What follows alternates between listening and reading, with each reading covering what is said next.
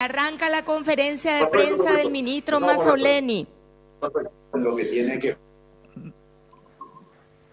Ahora quería entrar un poquito en lo que tiene que ver con un proceso administrativo que ha tomado repercusión a nivel mediático. Ese proceso en sí tiene algunos antecedentes que me gustaría discutir con la ciudadanía. Por un lado, en estas fechas que pueden ver, el 5 de marzo, el 16 de marzo y el 19 de marzo, el Ministerio de Salud ha llevado adelante ciertos llamados tendientes al abastecimiento de insumos críticos para el Ministerio y el plan de contingencia COVID. Esto incluye básicamente las mascarillas, los equipamientos biomédicos y sobre todo los equipos de protección individual. Todos estos llamados fueron declarados desiertos. Eso significa para la ciudadanía en general que no ha habido ofertas, que no ha habido empresas que estén interesadas en ello, o también que haya habido ofertas sobre los ítems que hayan estado muy por encima de los precios de referencia. Entonces, eso se da en términos sencillos por una de varias razones. En primer lugar, porque el Ministerio de Salud en sus llamados exigía la entrega de una cantidad muy importante para hacer frente al plan de contingencia. Esa es una de las razones. La otra es que necesitaba la provisión de estos insumos con una celeridad muy importante, en un tiempo y en un plazo breve.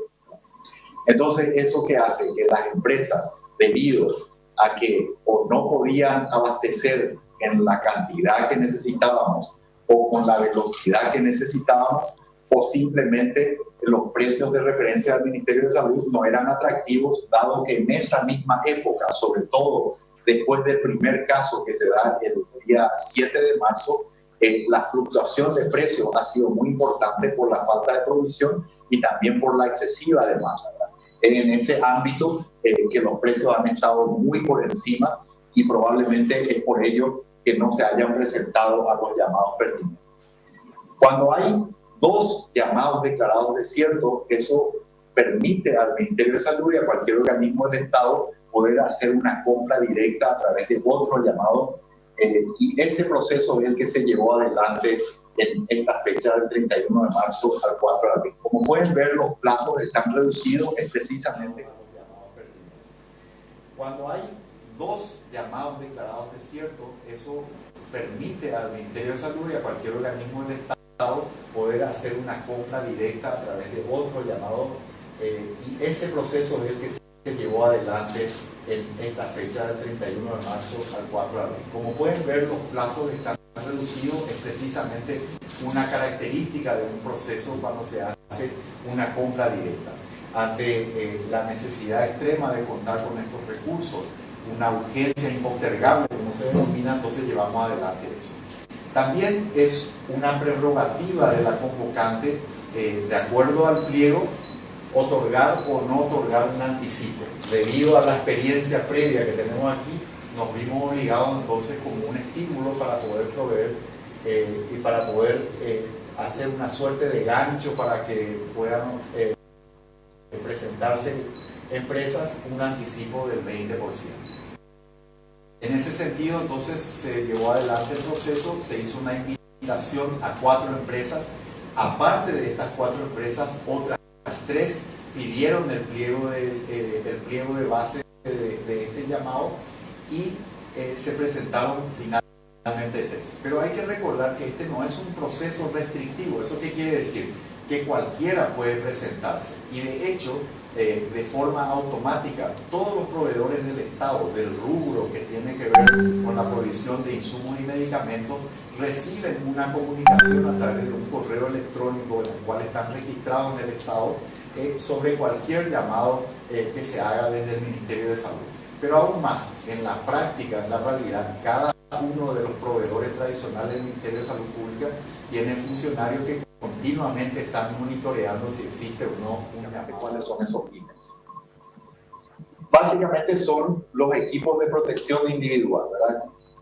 El protector facial, el protector ocular, que son como unas gafas de protección, las mascarillas quirúrgicas, que son las mascarillas simples, las mascarillas N95, que son de mayor filtrado, y los trajes de protección que tienen a su vez especificaciones técnicas distintas, y camas hospitalarias, por ejemplo. En ese sentido, entonces, estos son los precios de referencia que estableció el Ministerio de Salud Pública. Es importante entender que los precios de referencia se establecen en base a un promedio en determinado momento de los precios.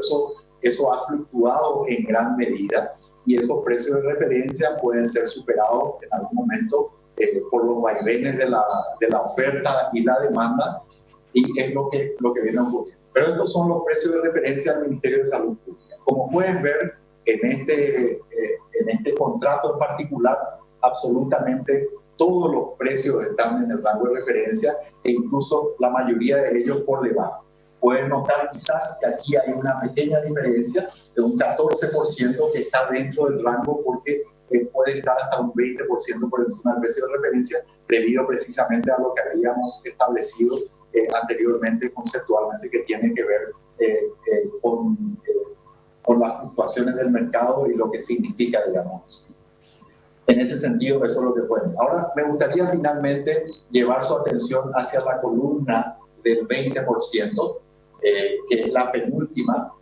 En esa columna es lo que correspondería al número de ítems relacionados con el anticipo. El anticipo tiene una caución, que una caución es una póliza. Eso quiere decir que si la empresa no nos entrega la cantidad que es requerida o no cumple con las especificaciones técnicas, el 100% de eso debe ser devuelto al Ministerio de Salud Pública. La primera entrega que está prevista en el cronograma, que es a los 7 días de la orden de compra emitida, que se va a cumplir el día lunes 20, que equivale a la última columna que pueden ver ahí, ya da cuenta de todo lo que se ha dado en anticipo. Entonces, este es el escenario del llamado en cuestión que queremos expresar claramente a la ciudadanía, mostrárselo, y también decirle que todos estos documentos están en el portal de la Dirección de Contrataciones Públicas para quien tenga la data. Quiero también volver a recordarles, como lo hacía en algún slide anterior, tenemos en este momento varios procesos, de los cuales tenemos alrededor de 30 empresas que están en plena competencia, y ya por un monto aproximado de 150 millones de dólares con procesos en diversas etapas. Así que bueno, con esto les dejo por aquí la presentación y quedo a disposición de las preguntas que pudiera tener la prensa. Muchas gracias, ministro. La primera consulta de Canal 13. La cuarentena se extendió una semana más. ¿Es suficiente con esta forma de restricción o debe ser aún más controlada, considerando que más allá de la restricción total hay gente que sigue saliendo y eso se refleja en los números de los últimos días?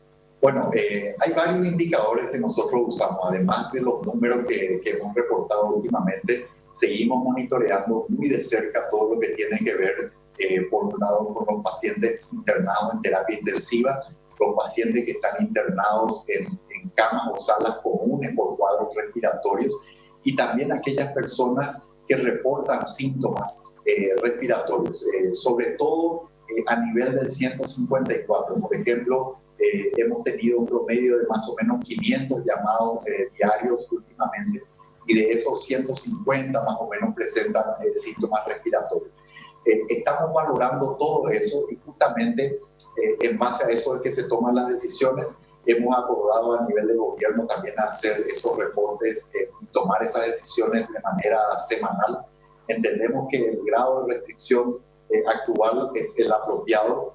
Como he expresado en varias ocasiones, tenemos que acostumbrarnos, por un lado, a un modo COVID de vivir, pero por otro lado también que en las próximas semanas vamos a dar un paso adelante, vamos a frenarnos, vamos a retroceder. Eso va a ser continuamente, justamente basado en estos indicadores que he mencionado.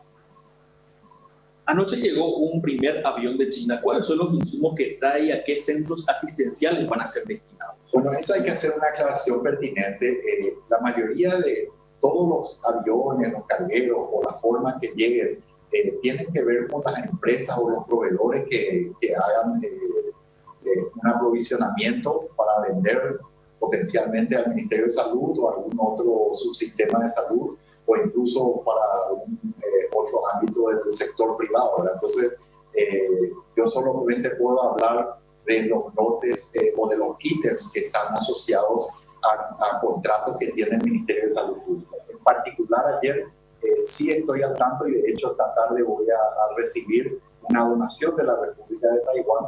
Entonces es probable que tenga que ver con ello, aunque no tengo la certeza. Y ahí hay ítems que hemos acordado con ellos como donación. El planteamiento de Radio 1000. Cada día que pasa debería ser un día ganado para el fortalecimiento de nuestro sistema de salud, pero también para acercarnos a los protocolos médicos más efectivos. Respecto a lo primero, ¿qué es lo que concretamente y con números ya se fortaleció el sistema de salud o ya está operativo? Cantidad de camas, respiradores, UCI, equipos de bioseguridad. Sí, bueno, en primer lugar empecemos por los sistemas de hospitales. Tenemos muy avanzados los hospitales de contingencia de INERAM, el hospital de contingencia del Hospital Nacional. Además, también tenemos carpas, containers en diversos hospitales del área metropolitana, Villa Elisa, Luque, Limpio, el hospital de Barrio Obrero. Les invito a ver que han aumentado su capacidad potencial de recibir pacientes enormemente. En términos de camas de terapia intensiva, nosotros tenemos objetivos bien concretos y claros: 300 camas más de terapia intensiva y tenemos también 1.200 camas normales, convencionales. En ese sentido ya tenemos un tercio aproximadamente de los objetivos cumplidos. Es decir, estamos cerca de las 100 camas adicionales de terapia intensiva. Estamos también más o menos en 300 camas nuevas convencionales. A lo largo de todo el país tenemos más de 900 camas con posibilidad de proveer oxígeno, que ya están dispuestas, atribuibles o dirigibles totalmente a lo que tiene que ver con la contingencia COVID. Entre otras cosas, seguimos recibiendo equipamiento de todo tipo. Esto incluye equipos biomédicos, los insumos críticos. Ya hemos distribuido más de 600.000 mascarillas convencionales, más de 50.000 máscaras N95, más de 200.000 batas quirúrgicas, más de 3.000 trajes de protección. Y bueno, conforme van llegando, seguimos haciendo eso y seguimos fortaleciéndonos en términos de nuestro sistema de salud y sobre todo de nuestro personal de baño. Un tema conjunto que están planteando tanto Radio 1000 como Radio Ñandutí es la información que se tiene respecto al descubrimiento de los médicos italianos a experimentar con la aplicación de un anticoagulante inyectable y antiinflamatorios. ¿Qué tan promisoria es la posibilidad de tratamiento con ese método? Sí, yo creo que es muy interesante, pero hay que ser bien claros y bien honestos, bien concretos. Se sigue aprendiendo sobre cómo funciona esta enfermedad, sobre qué órganos ataca. Y lo más probable también es que en distintas personas las presentaciones pudieran ser también diferentes. Si trazamos un paralelismo, es como el dengue, que uno tiene una versión, puede tener una versión muy leve, puede tener una versión con algunos signos de alarma, puede tener versiones sumamente críticas, graves, y según el escenario, muchas veces los tratamientos pueden ser relativamente distintos, ¿verdad? Entonces, sí es cierto que en determinados estudios recientes con autopsias de pacientes que padecieron coronavirus, tuvieron evidencia científica de que han habido coágulos en esa zona. También ya sabemos cuestiones que son causadas por el virus propiamente y por una reacción secundaria al virus, que es una inflamación como mecanismo de defensa, pero descontrolado del cuerpo. Entonces, los tratamientos que siguen moldeándose conforme vamos recibiendo información están orientados a atacar el virus, a contener la inflamación excesiva y también en este momento a un componente de anticoagulación. Pero esto hay que definirlo todavía con mucha prudencia. ¿Cuándo cree que podrían tratarse a pacientes con coronavirus activo, con el plasma de pacientes recuperados, y cuánto es el costo de ese tratamiento? Sí, bueno, el costo es difícil de precisarlo. En este mismo momento nosotros hemos brindado todo el apoyo a una investigación que está en curso, está en fases iniciales a través de investigadores de diversos sectores, pero principalmente del Hospital de Clínica de la Universidad Nacional de Asunción, está llevando adelante esto con colaboradores de otras instituciones, ¿verdad? Entonces estos protocolos están listos y se van a llevar adelante. No es el único estudio que se está llevando adelante, hay otros con otros medicamentos también que estamos en pleno avance, digamos, algunos un poco más adelantados que otros, pero eso es lo que estamos haciendo. E incluso algunos de los pacientes que están internados ya están siendo tratados fuera de las indicaciones clásicas con algunos de los medicamentos que han sido propuestos como potencialmente beneficiosos. Consulta de Washington Post. ¿Las dos empresas que se eligieron pertenecen a la misma familia a las nuevas licitaciones? Sí, bueno, lo que les puedo decir es que desde el Ministerio de Salud Pública existen unos filtros administrativos que tienen que ver, por ejemplo, con el hecho de que las empresas sean proveedoras tradicionales del Ministerio de Salud Pública. De hecho lo son y de hecho se han presentado también para estos otros procesos que están en curso actualmente. También tienen que tener cierto aval, no tienen que tener antecedentes jurídicos, por ejemplo. Hasta ahí llega el filtro de lo que puede hacer el Ministerio de Salud Pública. Existen otras entidades, como por ejemplo la Dirección Nacional de Contrataciones, que de hecho tengo entendido ha abierto una investigación de oficio que va a definir otras cosas, pero desde el punto de vista del Ministerio de Salud Pública y de lo que legalmente es exigido, se han tomado todos los recaudos y se ha hecho como debe ser y de acuerdo a la ley. La repregunta con respecto a ese tema, si estas empresas ya han sido sujetas de investigación en 2019, ¿por qué se eligen nuevamente? Bueno, justamente lo que decía, una empresa o cualquier persona puede tener una investigación y tiene una presunción de inocencia y no hay un antecedente jurídico que le haya impedido presentarse, o si no hubieran sido descalificadas rápidamente. Radio 1 de marzo consulta. Estamos entrando al pico de casos en el país con los 65 casos confirmados en solo 5 días. No necesariamente. Esto también tiene que ver con una mejor capacidad de testeo, también con una mejor eficiencia y una colaboración mayor también de los sistemas de salud privado, otros sectores públicos. Entonces es así. Por eso les decía que es importante integrar otros indicadores como los que señalé antes. Por ejemplo, los pacientes que están internados en terapia intensiva, los pacientes que están internados por cuadros respiratorios graves, o el número de consultas, por ejemplo, en el 154 por casos respiratorios. Además, tenemos que señalar que el 40% de los casos corresponde a pacientes que son contactos de casos ya confirmados. El otro 40% corresponde a gente que ha venido del exterior. Hay un 10% aproximadamente que es una combinación de ambos y hay un 10% final que es el que no tiene nexo, ¿verdad? Entonces, el análisis integrado de todas estas variables es lo que nos permite tener una noción en general. Y otro aspecto que se puede evaluar también es la velocidad con la que se va duplicando el número de casos. Por eso es importante no tener una lectura diaria o solamente de los últimos 2 o 3 días. Es mejor hacerlo al menos semanalmente. ¿Salud recomendará que los niños ya no vuelvan a clase este año? Bueno, la recomendación de salud, estamos al tanto de que esa es una preocupación de la ciudadanía. Yo quiero ser muy concreto en esto. Nuestra recomendación hoy, con todas las incertidumbres que existen a nivel mundial respecto al comportamiento del coronavirus y cómo se debe dar esa flexibilización y la paulatina recuperación de la cotidianidad, nos hace recomendar que al menos al 1 de septiembre no vamos a recomendar que se reanude ninguna de las clases en el ámbito educativo en ninguno de los niveles. ¿Se podría hacer una proyección en las condiciones actuales sobre cuándo reactivar las actividades del sector económico? Sí, el Ministerio de Salud trabaja continuamente, no solamente en lo que tiene que ver con vigilancia de la salud, sino también en la recolección de datos y la experiencia de otros países que están en el descenso de la curva en este momento de sus epidemias. En base a eso, está conectando y está trabajando en lo que nosotros denominamos el día después. En ese sentido, vamos a después juntarnos y de hecho lo hacemos, tenemos un diálogo franco continuo con gente de otros sectores del gabinete, a los efectos de hacer que paulatinamente se planteen algunos colectivos que van a iniciar primeramente su actividad.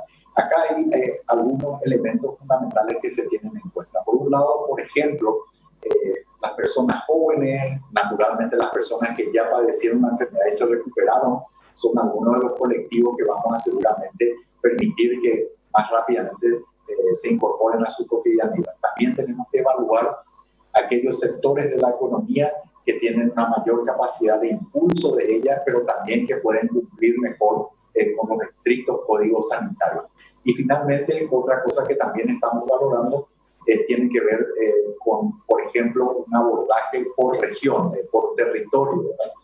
Así que todo eso está siendo planificado. La actitud 25 consulta, ¿es suficiente la provisión de construir 2 hospitales, los de Itagua y Neram, o se prevé fortalecer la red hospitalaria con más hospitales de contingencia en otros puntos del país, debido a que esta demanda concentraría los casos en el departamento central? Sí, si bien es cierto que nosotros esperamos naturalmente el epicentro de la epidemia se mantenga en los territorios de capital y central, porque ahí se ha iniciado y porque ahí tenemos una mayor densidad poblacional, no descuidamos el resto del territorio.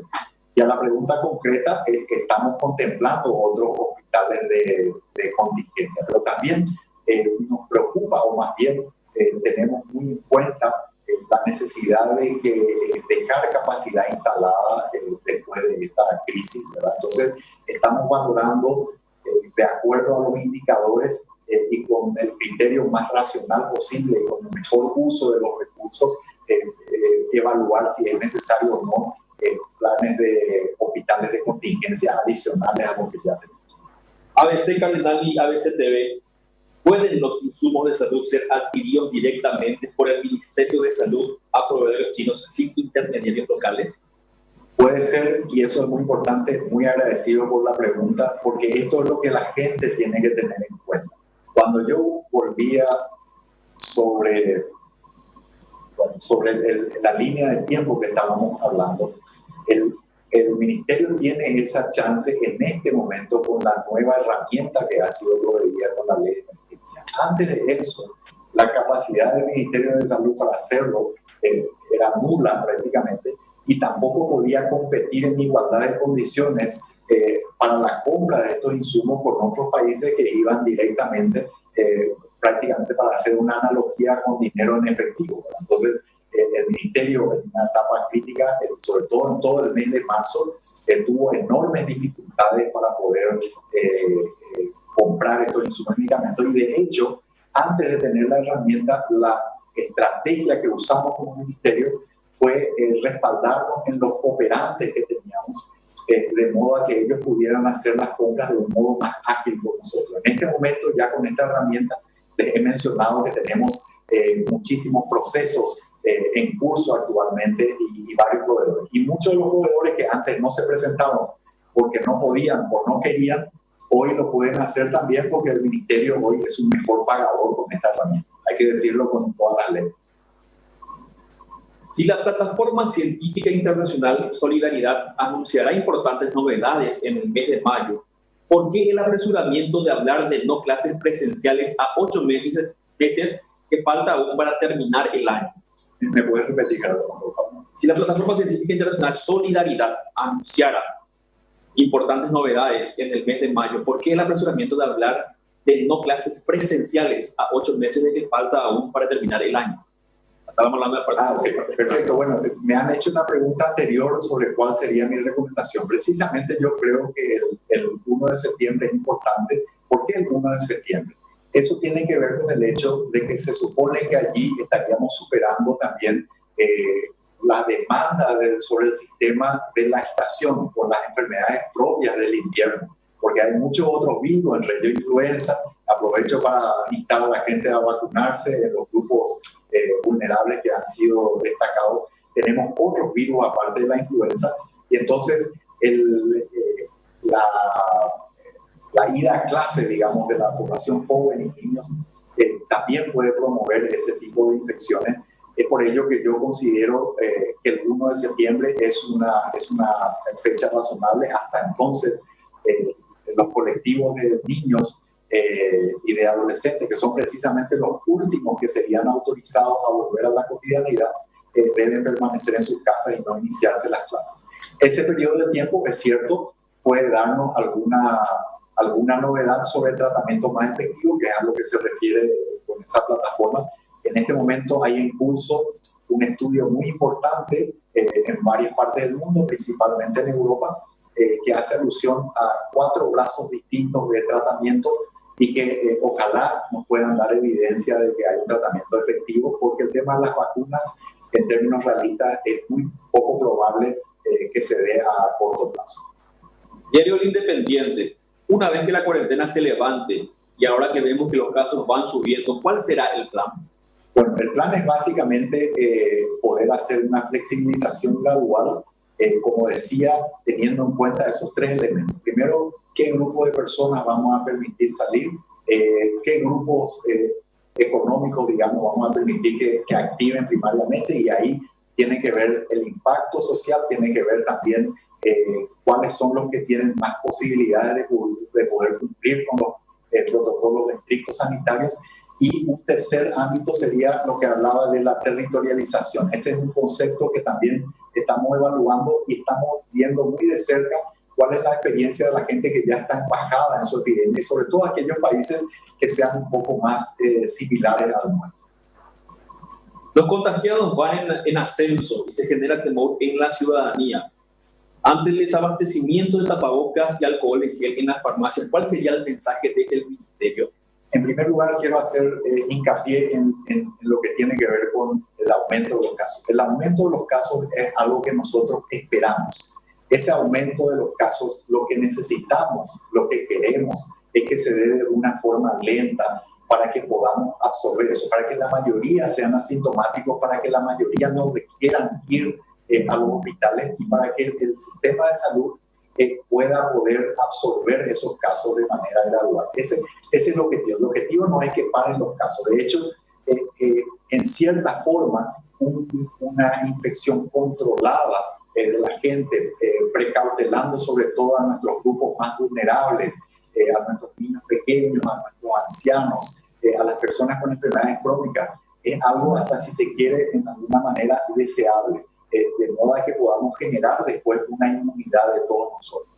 Entonces, ese es el aspecto. En lo que hacen los insumos y demás, en este momento hay distribuido a nivel país. Nosotros lo que nos preocupa es el sostenimiento de eso, y es por ello que hemos retrotraído las medidas de cuarentena al nivel anterior, justamente porque queremos asegurarnos que el personal de blanco tenga todos los equipos de protección individual que necesitamos. Tenemos en este momento varios procesos, y si bien el mercado mundial sigue siendo desafiante en términos de conseguir abastecerse de esto, ayer, por ejemplo, tuvimos en el Ministerio de Relaciones Exteriores, también estamos viendo compras conjuntas, estamos viendo también vías no tradicionales de compra, a los efectos de poder de manera creativa conseguir esos insumos que son esenciales.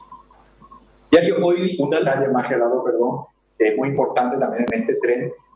Saludamos con enorme beneplácito también los esfuerzos de la industria nacional, que está tratando de incursionar en rumbos no tradicionales del ámbito de salud, para que quizás no ahora inmediatamente, pero en el mediano plazo podamos sostener lo que tiene que ver con la provisión y el abastecimiento de estos insumos.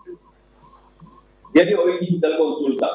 ¿Cuál es el plan B que baraja el Ministerio de Salud para el reemplazo de los casos de infección de médicos y personal de enfermería, atendiendo que escasea la especialidad de estos profesionales que están en la primera línea de los servicios de terapia? ¿Y cuántas bajas se tienen hasta el momento? Bueno, esa es ciertamente una preocupación a nivel mundial. Actualmente tenemos un 12% de los casos positivos que presenté son personal de blanco, es decir, médicos y enfermeras, ¿verdad?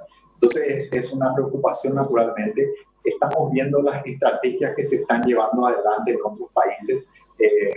muchas de ellas con cursos abreviados de periodos de cuarentena cuando están siendo objeto de exposición. También tenemos que trabajar de manera constante sobre la capacitación de nuestra gente en términos de seguridad.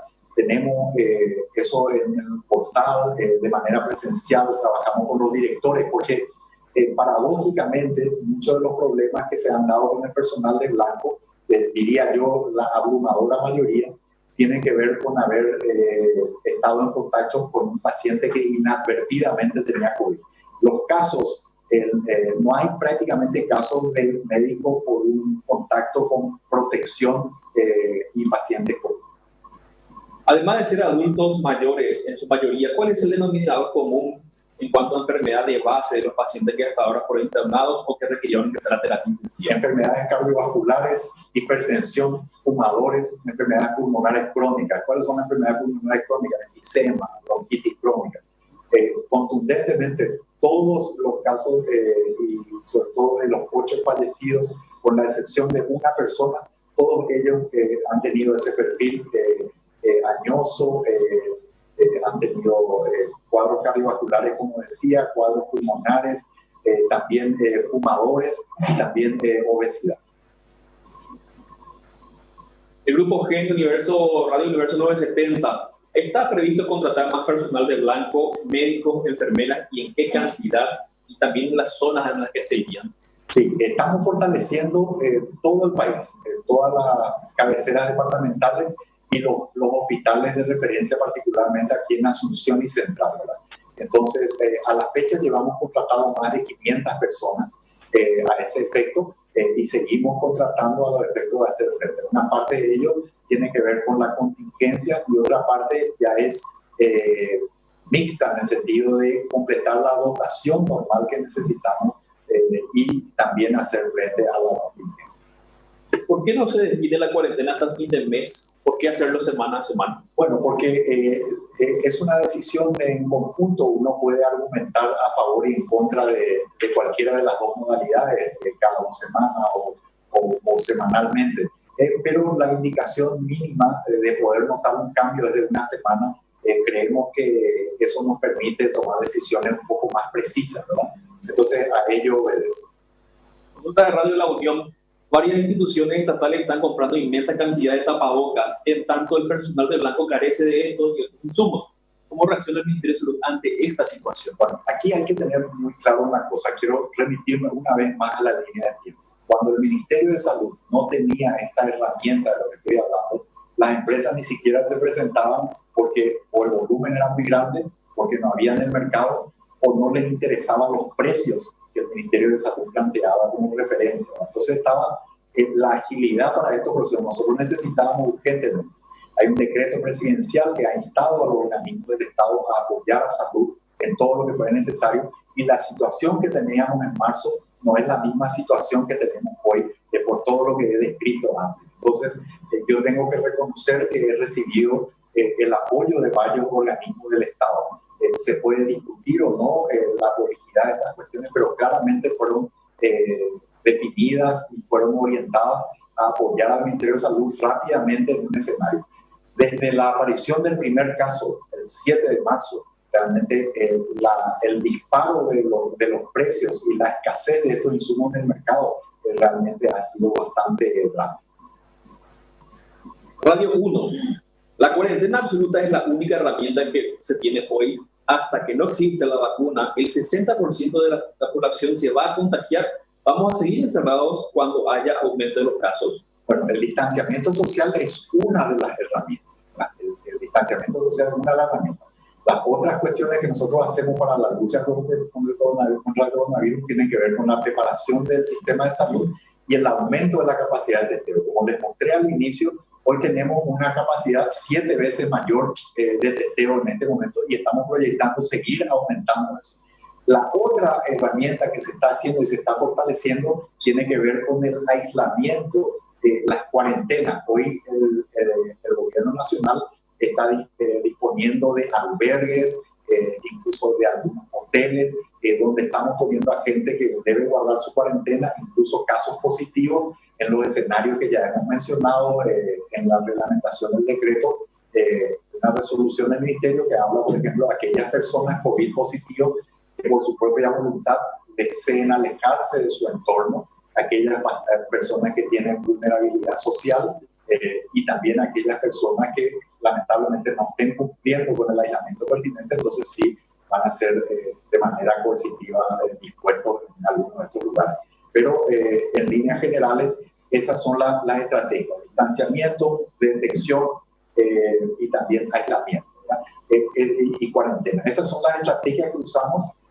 Estamos muy atentos a lo que ocurra a nivel internacional, lo que tiene que ver con tratamientos, algunas estrategias, medidas positivas de flexibilización. O sea, nadie tiene el manual de cómo se debe abordar esto en líneas generales. Estamos todos aprendiendo y muy atentos a las experiencias ajenas.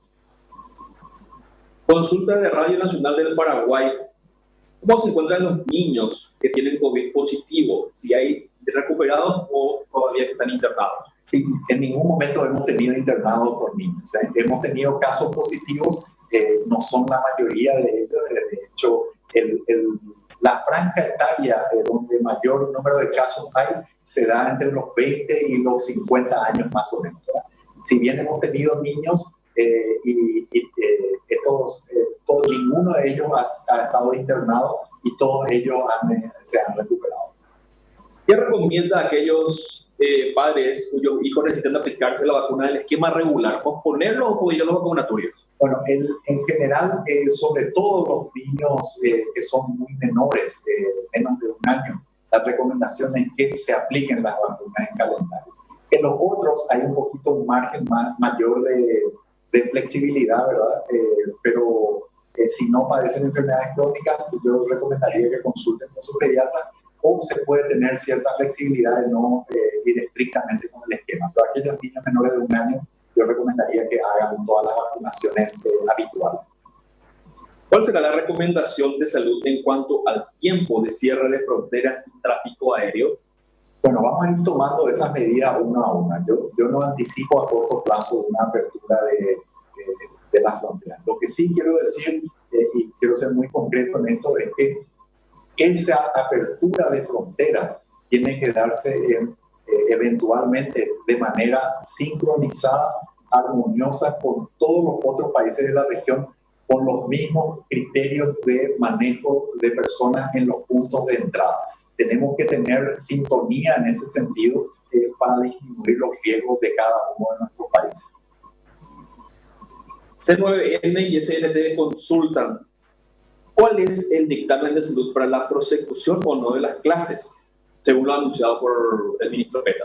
Yo voy a recomendar no clases hasta el 1 de septiembre. ¿Qué pasa desde el mayo? ¿Cuál será el proceso de liberación de la cuarentena y los primeros sectores a ser liberados? Eso todavía estamos definiendo en base a los criterios que he mencionado anteriormente. ABC Color, la tercera pata del plan de contingencia es el aumento del test, había dicho. En ese sentido, ¿cuándo se empezará a tomar muestras a la población en general, teniendo en cuenta que existe un gran porcentaje de personas asintomáticas que pueden estar contagiadas? Sí, muy en breve estamos trabajando con el director de Vigilancia de la Salud en ese sentido, y vamos a estar abordando también al entorno de los casos positivos, este entorno, sobre todo aquellas personas que aparentemente no desarrollaron la enfermedad, pero esto tiene un valor más epidemiológico que diagnóstico. ¿Qué quiere decir eso? Que nos va a servir, por ejemplo, para determinar el número de pacientes asintomáticos, en qué zonas tuvieron, cómo se ha dispersado la infección. Nos va a permitir un mapa de calor. De hecho, si ustedes entran hoy a la página del Ministerio de Salud, el informe COVID es mucho más desarrollado, complejo, permite un mayor detalle, digamos, de esto, no solamente de los departamentos, sino de zonas, los distritos, etc. ¿De dónde vienen los reactivos para los test? ¿Están garantizados en calidad y cantidad necesaria? Todos los reactivos, tanto los de PCR, los de GeneXpert, otra modalidad, y los de IgM y IgG que están llegando gradualmente al país, todos ellos tienen que tener la certificación del laboratorio central. Y el ministerio no compra ninguno de esos si no tienen esa certificación. y también incluso las donaciones que se nos proveen también deben pasar por el escrutinio del laboratorio sanitario. Unicanal consulta cuándo el sistema de salud estará mínimamente preparado para atender contagiados, ya que la cuarentena no puede ser eterna. Sí, bueno, el Ministerio de Salud ha mejorado sustancialmente desde el inicio del cuadro. Tenemos varios hospitales que están, de hecho, en este momento el número de camas de terapia, el número de camas de lecho ha aumentado significativamente, como he mencionado, y estas camas están prácticamente vacías. Ese es el escenario que nosotros queremos tener y seguir fortaleciéndonos día a día. O sea, cada día que pasa estamos mejor que el día de ayer. Hoy estamos mejor que ayer. Yo les invito a los que pueden circular, sobre todo a los periodistas que están exceptuados las medidas de cuarentena, que visiten algunos de los hospitales del área metropolitana. Van a ver cómo tienen circuitos para los enfermos respiratorios y van a ver también cómo tienen capas, containers, o sea, todo como para poder permitirnos una mayor evaluación. ¿Y qué tiene que hacer una persona hoy si se enferma? Entonces, si yo soy una persona, por ejemplo, que vivo en Villa Elisa, entonces lo que hago, tengo un síntoma respiratorio, me voy al hospital de Villa Elisa, o sea, un hospital para internación. Ahí me van a decir, de acuerdo a mi estado, si tengo un cuadro respiratorio, me atienden con las medidas de precaución pertinentes, hacen los estudios, el análisis pertinente. Si resulta que debo internarme, entonces ahí sí me remiten a un hospital de referencia. Pero vos, cualquier paraguayo o paraguaya puede consultar en el establecimiento de salud más cercano. Red Chaqueña de Comunicaciones, ¿cuál fue el motivo por el cual el Ministerio de Salud decidió no designar para Boquerón un hospital de referencia para COVID-19, teniendo en cuenta que eso va a representar una importante inversión en equipamientos, mejoras edilicias, compras de insumos, contratación de médicos especialistas en terapia, algo que en la región del Chaco no se cuenta desde hace décadas? Sí, bueno, el programa de fortalecimiento del Chaco paraguayo tiene varios desafíos y se hace de manera gradual. Nos vamos adaptando a lo que ya tenemos y el fortalecimiento se está dando en primera instancia en las zonas de mayor riesgo, pero vamos a llegar a todo el país. Así que estamos estudiando lo que es más costo efectivo y lo que más rápido tiene. Nuestros problemas no pasan tan solo por una cuestión de equipos biomédicos o de infraestructura, sino también lo que tiene que ver con recursos humanos, que es un gran desafío en el Chaco. Entonces se está buscando las mejores estrategias para ir paliando las deudas históricas que existen a nivel país, pero en particular en el Chaco. ¿Cuáles son los montos direccionados al Chaco concepto de emergencia por el COVID-19, atendiendo acá hace poco se hizo una choza de maderitas en Bahía Nera como consultorio? Bueno, me remito a lo mismo, ¿verdad? Los montos específicos tendría que verlos, ¿verdad? Y nosotros a esta altura tenemos una inversión muy importante con el plan COVID. Como saben ustedes, hemos tenido una primera transferencia del Ministerio de Hacienda de $100 millones, o el equivalente a $100 millones, que está gradualmente siendo ejecutada. Tenemos también lo que tiene que ver con los recursos humanos. Estamos fortaleciendo todo el país. Y como decía, empezamos por las áreas que son más críticas en este momento, donde hay un mayor porcentaje de casos, donde hay un mayor nivel de riesgo de que aumenten exponencialmente estos casos, y eventualmente vamos viendo a los demás lugares y vamos a llegar a todos los rincones del país. Última hora consulta. La contingencia no ha impedido llevar adelante otros planes de salud como el montaje del nuevo equipo de radioterapia del INCAM. Sí, bueno, el nuevo equipo de radioterapia del INCAM ha llegado, se han hecho los cambios que se necesitan para poder implantar este acelerador. Nosotros realmente estamos muy satisfechos. Lamentablemente, esta contingencia que estamos viviendo ha opacado lo que el Ministerio de Salud siempre hace. Ayer estuve visitando el Hospital Acostanía, donde otro niño ha sido receptor de un trasplante del corazón. El INCAM, como menciona la pregunta, ha recibido su acelerador, algo que hace mucho estamos realmente pegando, estamos muy contentos. Se va a instalar. El Ministerio de Salud naturalmente está sobrecargado de alguna manera con esta contingencia, pero tiene que seguir proveyendo de todos los servicios que siempre ha hecho en el área materno-infantil, en el área oncológica, en el área de alta complejidad, donde sea. Además del COVID-19, están empezando a aumentar los casos de influenza B u otras infecciones respiratorias que podrían tener a consecuencia importante. Tenemos un muy pequeño aumento realmente a esta altura. Incluso para el histórico estamos todavía relativamente bajos. Eso puede ser también un efecto positivo de las medidas de distanciamiento social que estamos llevando, porque esas no solamente tienen impacto sobre el COVID, también ha disminuido lo que menciona la pregunta, influenza, pero incluso la conjuntivitis, la gastroenteritis, hasta los accidentes de tránsito están sustancialmente reducidos. Entonces, es un efecto también positivo que nos permite seguir avanzando en el fortalecimiento. La última consulta de ABC Cardinal y ABC TV hubo una información contradictoria desde el 154 sobre si se debe hacer o no el test al finalizar de la cuarentena. ¿Cuál sería lo recomendado? Sí, hay un protocolo nuevo que fue finalizado hace un par de días. En ese protocolo, justamente, en algunas personas sospechosas, contactos cercanos, digamos, se plantea hacer un estudio a los 7 días y a los 7 días, si da negativo y a los 14 sigue sin síntomas, entonces ya no es necesario un segundo test. Esto ha finalizado recientemente. Continuamente se van actualizando estas recomendaciones merced a los cambios que también se producen a nivel internacional en la evidencia científica que va a ocurrir. Entonces, eso está y estará colgado. Voy a cerciorarme que esté en la página. No hay más preguntas, Nito. Muchas gracias. Muchas gracias a todos los medios de prensa. Estamos a disposición.